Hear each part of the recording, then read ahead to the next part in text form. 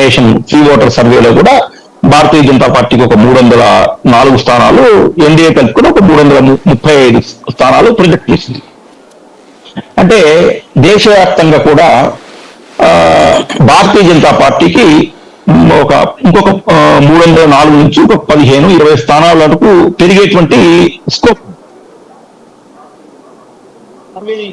యథాతథంగా వచ్చినా ఇంకో 15 స్థానాలు 20 స్థానాల కంటే పెరగడానికి కావాల్సినటువంటి స్కోప్ అక్కడ ఇంకా లేదు. దేనికంటే ఉత్తరప్రదేశ్ కానివ్వండి, హిందీ రాష్ట్రాలు అన్నింటిలో బైక్ బై వస్తున్నాయి. ఇంకా బైక్ బై తర్వాత ఇంకా అక్కడ ఏం సీట్లు ఉండవు కాబట్టి భారతీయ జనతా పార్టీకి 325, 330, 340.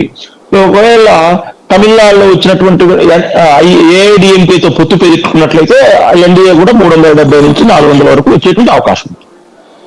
అయితే ఇక్కడ మన చర్చ అంతా ఏంటంటే ఇటువైపు ఒకవైపు నిన్న ఒక 2-3 రోజుల క్రితం కర్ణాటకకు సంబంధించినటువంటి ఒక కాంగ్రెస్ పార్టీకి సంబంధించినటువంటి ఒక ఎంపీ ఒక కీలకమైనటువంటి వ్యాఖ్య చేస్తాడు.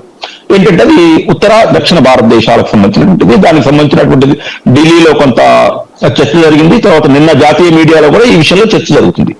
చర్చ జరుగుతున్నప్పుడు ఒక బాధ్యత గల ప్రధానమంత్రి తన నాయకత్వం ఇస్తున్నటువంటి పార్టీ దక్షిణాదిలో కూడా తాను ప్రాధాన్యత వహించాలనే కోరుకుంటాడు తప్ప కేవలం ఉత్తరాది మీదనే ఆధారపడి దక్షిణాదిన ప్రాంతీయ పార్టీలతో పొత్తు పెట్టుకుని ఎదగాలి అంటే ఈ రోజు అనుకోవచ్చు. కానీ రాబోయే రోజుల్లో ఒక విజన్ 2020, విజన్ 2040, విజన్ 2050 పెట్టుకున్నట్లయితే ఆయన ఉద్దేశం ఏంటంటే ఒక 400 స్థానాలు మొత్తం దేశవ్యాప్తంగా మనకు 1984లో ఇందిరాగాంధీ హత్య తర్వాత కాంగ్రెస్ కి వచ్చాయో బీజేపీ కూడా భవిష్యత్తులో దేశవ్యాప్తంగా అన్ని రాష్ట్రాల నుంచి ప్రాధాన్యత ఉండాలనేటువంటిది వాళ్ళ లక్ష్యంగా పెట్టుకున్నట్టు మనకు కొన్ని సమాచారం అందుతుంది, కొంత సమీకరణాలు మనకు కనిపిస్తుంది. అయితే ఇక్కడ ఇంకొక రెండో పోర్షన్లోకి వచ్చినట్లయితే ఈ రోజు జగన్మోహన్ రెడ్డి ఢిల్లీ వెళ్ళి ప్రధానమంత్రి గారిని కలిశారు. ఆయన కలిసింది గుర్తుపెట్టుకోండి, కేంద్ర హోంమంత్రి అమిత్ షాని కాదు, లేకపోతే బీజేపీ అధ్యక్షుడు జేపీ నడ్డాని కాదు.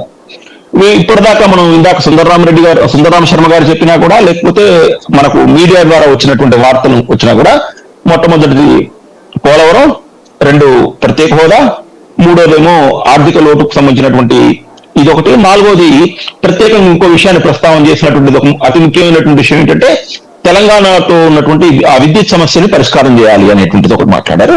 కొన్ని రైల్వే ప్రాజెక్టులు, రోడ్డు ప్రాజెక్టులు వచ్చాయి.